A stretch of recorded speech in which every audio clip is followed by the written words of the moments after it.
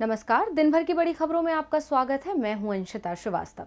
इस बुलेटिन में आज बात होगी कांग्रेस में बड़े बदलावों के संकेत की, बीजेपी के खिलाफ तैयार होते गठबंधन की, जानेंगे राजद्रोह कानून पर क्या कहा सुप्रीम कोर्ट ने और यूपी को पीएम ने दी क्या सौगात। बात करेंगे पंजाब विधानसभा चुनावों से पहले कांग्रेस को मिलती बड़ी राहत की, नेपाल में नए पीएम पर आने वाली नई मुसीबत की और बुलेटिन के आखिर में बात स्कूल कॉलेजों को लेकर राज्यों के नए रुख की। लेकिन तमाम बड़ी खबरों से पहले एक नजर सुर्खियों पर।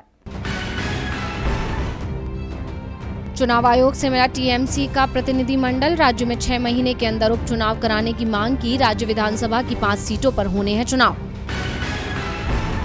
कांग्रेस सांसद राहुल गांधी फिर बरसे केंद्र पर, कहा बीजेपी ने सदियों से बनाई व्यवस्था को पलों में मिटाया। वित्त वर्ष 2022 में 10.5% रह सकती है जीडीपी की वृद्धि दर। भारतीय रिजर्व बैंक के गवर्नर शक्तिकांत दास ने दी जानकारी। वित्त वर्ष 2020-21 में आई थी 7.3% की गिरावट।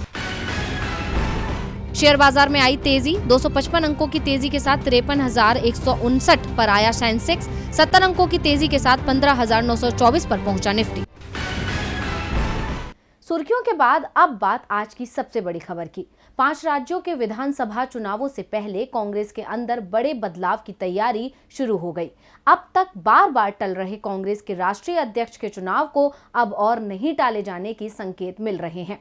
जल्द ही कांग्रेस वर्किंग कमेटी की बैठक बुलाई जा सकती है, तो किसे मिल सकती है कांग्रेस की कमान, देखिए ये रिपोर्ट। 2019 में कांग्रेस जब लोकसभा चुनाव हारी तो राहुल गांधी ने पार्टी के अध्यक्ष पद को छोड़ने का ऐलान कर दिया।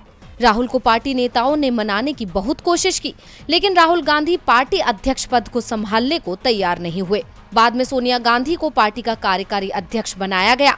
सोनिया गांधी ने साफ कर दिया था कि 1 साल के अंदर कांग्रेस को अपना अध्यक्ष ढूंढना होगा, लेकिन अब 2 साल हो चुके हैं, कांग्रेस को अध्यक्ष नहीं मिल पाया है। इसके पीछे का सबसे बड़ा कारण मार्च 2020 के बाद देश में शुरू हुई कोरोना संक्रमण की लहर को भी माना जा रहा है। लेकिन अब सोनिया गांधी साफ कर चुकी हैं कि लंबे समय तक वो इस पद पर नहीं रहेंगी। इसके बाद अब कांग्रेस अध्यक्ष के चुनावों को लेकर तैयारी शुरू हो गई है और जो संकेत मिल रहे हैं उसमें साफ है कि सोनिया गांधी को ही कांग्रेस के राष्ट्रीय अध्यक्ष पद की जिम्मेदारी सौंप दी जाएगी। कांग्रेस के राष्ट्रीय अध्यक्ष पद के चुनावों के ऐलान के लिए जल्दी ही कांग्रेस वर्किंग कमेटी की बैठक बुलाई जाएगी, जिसमें चुनाव प्रक्रिया शुरू करने का प्रस्ताव पास किया जाएगा। अगस्त में कांग्रेस शासित किसी राज्य में कांग्रेस कार्यकर्ता सम्मेलन बुलाया जाएगा, जहां नए पार्टी अध्यक्ष का चुनाव होगा और ये तय है कि सोनिया गांधी ही अध्यक्ष पद की एकमात्र दावेदार होंगी। लेकिन इस बार पार्टी में बड़ा बदलाव भी देखने को मिलेगा। पार्टी अध्यक्ष के चुनावों के बाद कार्यकारी अध्यक्ष के नाम का भी ऐलान किया जा सकता है और कार्यकारी अध्यक्ष के रूप में मध्य प्रदेश के पूर्व सीएम कमलनाथ का नाम भी तय माना जा रहा है। जी हां, कमलनाथ को कांग्रेस में बहुत बड़ी जिम्मेदारी मिलने वाली है और आज कमलनाथ की सोनिया गांधी के साथ मुलाकात को इसी से जोड़कर देखा जा रहा है। कमलनाथ गांधी परिवार के बेहद करीबी माने जाते हैं। बता दें कि कमलनाथ 9 बार लोकसभा के सदस्य रहे हैं। मध्य प्रदेश की छिंदवाड़ा सीट से वो लगातार चुनाव जीतते रहे हैं, लेकिन एक बार 1997 में छिंदवाड़ा लोकसभा के उपचुनावों में बीजेपी नेता सुंदरलाल पटवा ने कमलनाथ को 40,000 से ज्यादा मतों से हरा दिया था। इस एक हार को छोड़ दिया जाए तो कमलनाथ कोई भी चुनाव नहीं हारे। वो पिछले लोकसभा के सदस्य भी थे। कमलनाथ पीवी नरसिम्हा राव और मनमोहन सिंह की सरकार में भी मंत्री रहे। वो 17 दिसंबर 2018 से 20 मार्च 2020 तक मध्य प्रदेश के मुख्यमंत्री भी रहे। फिलहाल कमलनाथ विधानसभा में नेता प्रतिपक्ष की भूमिका में है। इसके अलावा कांग्रेस पार्टी में मध्य प्रदेश कांग्रेस अध्यक्ष की कमान संभाल रहे हैं। अब देखना होगा कि कमलनाथ को लेकर लग रही अटकलें कितनी सही साबित होती हैं। क्या वाकई गांधी परिवार के तीसरे बेटे माने जाने वाले कमलनाथ को मिलेगी कमान? कांग्रेस को जल्दी ही नया अध्यक्ष मिल सकता है और साथ ही देश को मजबूत विपक्षी मोर्चा भी देखने को मिल सकता है। विपक्ष की एकजुटता की कोशिश में कांग्रेस जुटी हुई है, तो वहीं ममता बनर्जी भी कोशिशें कर रही हैं। ममता 25 जुलाई को दिल्ली आ रही हैं, तो दिल्ली में क्या है ममता का प्रोग्राम, देखिए ये रिपोर्ट। पश्चिम बंगाल में विधानसभा चुनावों के बाद भी बीजेपी और टीएमसी के बीच की लड़ाई थमती नहीं दिख रही है और इस राजनीतिक लड़ाई में जांच एजेंसियों का इस्तेमाल भी खुलकर हो रहा है। केंद्र के साथ लड़ाई में उलझी ममता को विपक्ष का भी साथ मिल रहा है। कांग्रेस की ओर से तो साफ साफ संकेत दे दिए गए हैं कि वो ममता बनर्जी के साथ आने को तैयार है। हाल ही में विधानसभा चुनावों के दौरान भले ही कांग्रेस ने टीएमसी के साथ गठबंधन न किया हो, लेकिन चुनावों में ममता बनर्जी के खिलाफ पार्टी के वरिष्ठ नेताओं ने बयानबाजी से परहेज किया था। ममता बनर्जी ने भी चुनावों के दौरान विपक्षी दलों को एकजुट करने के लिए जो पत्र लिखा था, उसमें सबसे पहला नाम कांग्रेस की कार्यकारी अध्यक्ष सोनिया गांधी का ही था। कांग्रेस और ममता बनर्जी दोनों ही केंद्र की मोदी सरकार के खिलाफ मजबूत विपक्षी मोर्चा बनाने की तैयारी में जुटे हैं। ममता की ओर से इसकी कमान प्रशांत किशोर ने थाम रखी है और अभी हाल ही में प्रशांत किशोर सोनिया गांधी से भी मिले। इसके बाद अब ममता के दिल्ली दौरे का कार्यक्रम तय हो गया है। 25 जुलाई को ममता बनर्जी दिल्ली आ रही हैं। इस दौरान उनकी मुलाकात सोनिया गांधी, एनसीपी सुप्रीमो शरद पवार, दिल्ली के सीएम अरविंद केजरीवाल और सपा प्रमुख अखिलेश यादव से भी होगी। ममता कई और पार्टी के नेताओं से भी मिल सकती हैं। ममता की बंगाल से दिल्ली आने की खबर के साथ ही राजनीति भी तेज हो गई है। संकेत साफ है, संसद के मॉनसून सत्र के दौरान ही मजबूत विपक्षी एकता दिखाई दे सकती है। साफ है कि जल्द ही विपक्ष की ओर से पीएम मोदी का विकल्प भी पेश किया जा सकता है। केंद्र की मोदी सरकार के खिलाफ अब विपक्ष एकजुट होता दिख रहा है। साफ है कि आने वाले दिनों में मोदी सरकार को कड़ी चुनौती विपक्ष की ओर से मिलने वाली है। विपक्ष बदलाव की उम्मीद के साथ अभी से 2024 के आम चुनावों को लेकर तैयारी में जुट गया है। बदलाव की बात सुप्रीम कोर्ट ने भी की है। दरअसल कोर्ट में राजद्रोह कानून पर सुनवाई शुरू हुई है। अंग्रेजों के जमाने के इस कानून पर कोर्ट ने सरकार को नोटिस भेजा है। तो कोर्ट ने सरकार से क्या सवाल पूछे हैं, देखिए ये रिपोर्ट। सुप्रीम कोर्ट में राजद्रोह कानून की संवैधानिक वैधता को चुनौती देने वाली एक याचिका दायर की गई, जिस पर सुनवाई करने के लिए अब कोर्ट ने सहमति दे दी है। प्रधान न्यायाधीश एनवी रमन, न्यायमूर्ति एएस बोपन्ना और न्यायमूर्ति ऋषिकेश राय की पीठ ने याचिकाकर्ता को याचिका की कॉपी अटॉर्नी जनरल के वेणुगोपाल को सौंपने के निर्देश दिए हैं। पूर्व सैन्य अधिकारी मेजर जनरल एसजे वोम्बटकरे ने याचिका दायर कर दावा किया है कि ये कानून अभिव्यक्ति पर डरावना असर डालता है और राजनीतिक असहमति को कुचलने और प्रताड़ित करने के लिए लगातार इस कानून का दुरुपयोग किया जा रहा है। याचिकाकर्ता की ओर से एक रिपोर्ट का हवाला देकर कहा गया है कि 2010 में राजद्रोह के 10 केस थे और अभी 2021 में 67 पत्रकारों के खिलाफ केस कर दिया गया है। कानून का इस्तेमाल मीडिया कर्मियों के खिलाफ उन्हें प्रताड़ित करने के लिए किया जाता है। महीनों वे जेल में रहते हैं और ट्रायल का इंतजार करते हैं ताकि ये पता चले कि राजद्रोह का केस बनता है या नहीं। इस कानून को खत्म किया जाना चाहिए। बता दें कि इससे पहले सुप्रीम कोर्ट की एक अलग पीठ ने राजद्रोह कानून को चुनौती देने वाले 2 पत्रकारों मणिपुर से किशोर चंद्र वांगखेमचा और छत्तीसगढ़ से कन्हैया लाल शुक्ल की याचिकाओं पर केंद्र से जवाब मांगा था। कोर्ट ने इस पर केंद्र को 2 हफ्तों में जवाब दाखिल करने को कहा था। Justice U U Lalit, justice Indira Banerjee और जस्टिस KM जोसेफ की 3 जजों वाली पीठ ने केंद्र सरकार को नोटिस जारी कर जवाब मांगा था। जब सरकार इतने कानून बदल रही है, पुराने कानूनों को समाप्त कर रही है या उनमें बदलाव ला रही है, तो राजद्रोह कानून क्यों समाप्त नहीं होना चाहिए? ये सवाल लोगों के मन में भी बहुत दिनों से चल रहा है। दूसरी ओर यूपी के मन में क्या है, ये 6 महीने बाद पता चलेगा, क्योंकि 6 महीने बाद यूपी में विधानसभा चुनाव होंगे और चुनावों से पहले सभी दलों ने तैयारियां भी शुरू कर दी हैं। और आज पीएम भी यूपी में थे, जहां उन्होंने राज्य को कई सौगातें दी। देखिए ये रिपोर्ट। कोरोना की दूसरी लहर के बाद पीएम का वाराणसी का ये पहला दौरा था और पीएम ने वाराणसी से ही यूपी चुनाव के लिए बीजेपी का प्रचार अभियान शुरू कर दिया। हाल ही में पीएम मोदी और यूपी के सीएम योगी आदित्यनाथ के बीच तल्खियों की खबरें आ रही थी, लेकिन आज पीएम ने योगी आदित्यनाथ की खुलकर तारीफ की और साफ संकेत दे दिया कि यूपी में बीजेपी अगला चुनाव योगी आदित्यनाथ के नेतृत्व में ही लड़ेगी। इसके साथ ही यूपी मंत्रिमंडल को लेकर भी किंतु परंतु की संभावनाओं को उन्होंने पूरी तरह से समाप्त कर दिया। अब योगी सरकार की ओर से भी संकेत मिलने लगे हैं कि 1 सप्ताह के अंदर राज्य मंत्रिमंडल का विस्तार हो जाएगा। पीएम ने अपने दौरे पर योगी के साथ ऑल इज वेल का संदेश देने की कोशिश की, लेकिन यूपी में आए बदलावों को हाईलाइट कर वोटों पर निशाना भी साधा। मुख्यमंत्री योगी के कामों की सराहना भी उन्होंने की। इसके साथ ही विपक्ष को भी अपने निशाने पर लिया।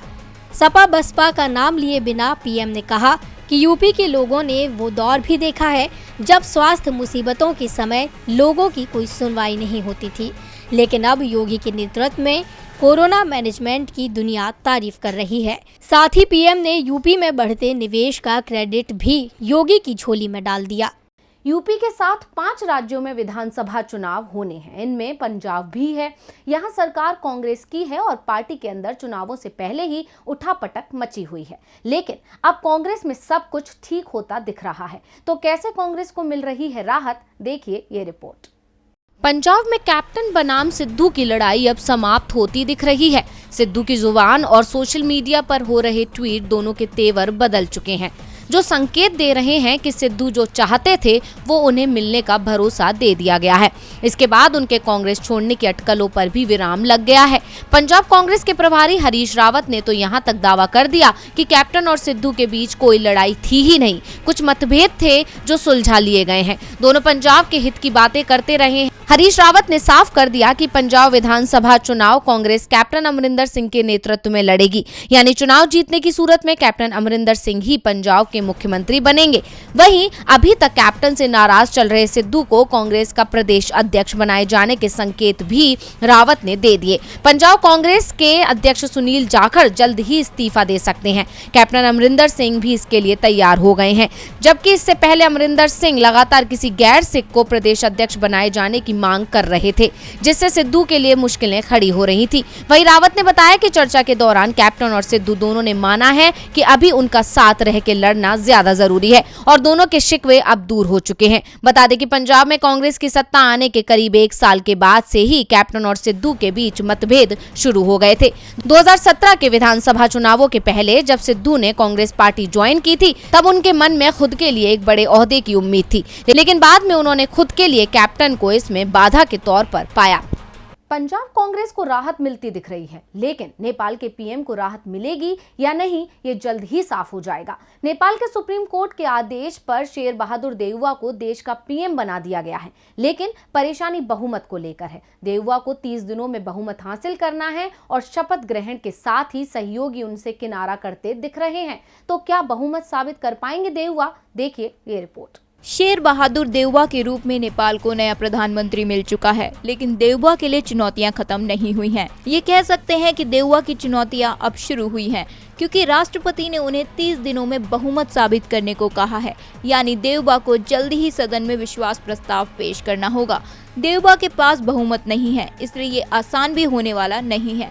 बहुमत न होने के चलते ही राष्ट्रपति ने देउवा को सरकार बनाने के लिए आमंत्रित नहीं किया था। दरअसल नेपाली संसद के कुल 275 सदस्य हैं, जिसमें से नेपाली कांग्रेस, जिसके अध्यक्ष भी शेर बहादुर देउवा हैं, उसके पास सिर्फ 61 सदस्य ही हैं और बहुमत के लिए देउवा को नेपाल की माओवादी कम्युनिस्ट पार्टी, माधव नेपाल के गुट, यादव भट्टराई की जनता समाजवादी पार्टी और राष्ट्रीय जनमोर्चा जैसी पार्टियों से भी हाथ मिलाना होगा। देउवा का दावा है कि इन पार्टियों के सदस्यों के सहारे उनके पास 149 सांसदों का समर्थन हासिल है, लेकिन माधव नेपाल ने साफ कर दिया है कि वो देउवा सरकार के साथ नहीं है। माधव नेपाल की चिंता 1.5 साल बाद होने वाले नेपाल के आम चुनावों को लेकर है। माधव नेपाल को नेपाली कांग्रेस पार्टी के साथ सरकार बनाने का नुकसान भविष्य में होता दिखाई दे रहा है, इसलिए उन्होंने ऐलान कर दिया है कि उनके दल के 23 सांसद सरकार का समर्थन नहीं करेंगे, जिसके बाद देउवा के सामने 138 सदस्यों को जोड़ने की चुनौती खड़ी हो गई है। लेकिन देउवा को सर्वोच्च न्यायालय के एक आदेश से राहत भी मिली है।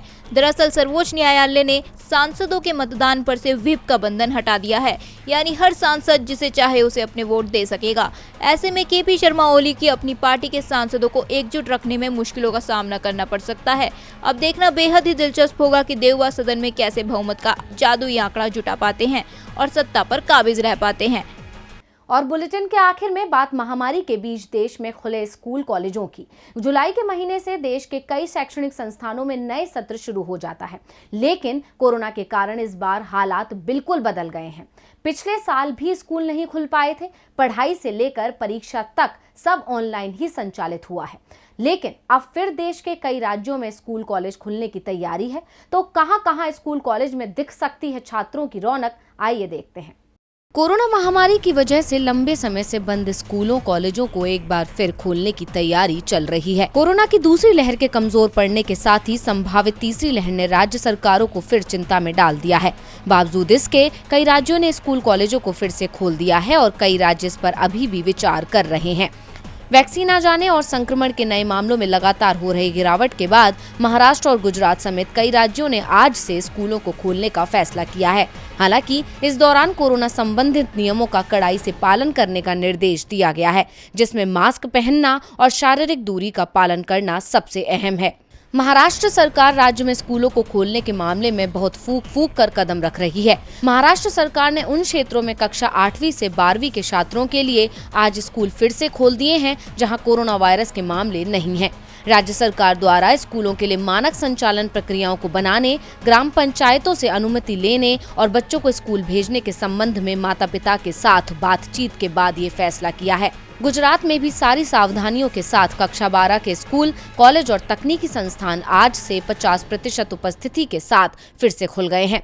हालांकि शारीरिक उपस्थिति अनिवार्य नहीं है और अगर छात्रों को व्यक्तिगत रूप से उपस्थित होने के लिए कहा जाता है तो स्कूलों, कॉलेजों और तकनीकी संस्थानों के अधिकारियों को अभिभावकों की अनुमति लेनी होगी।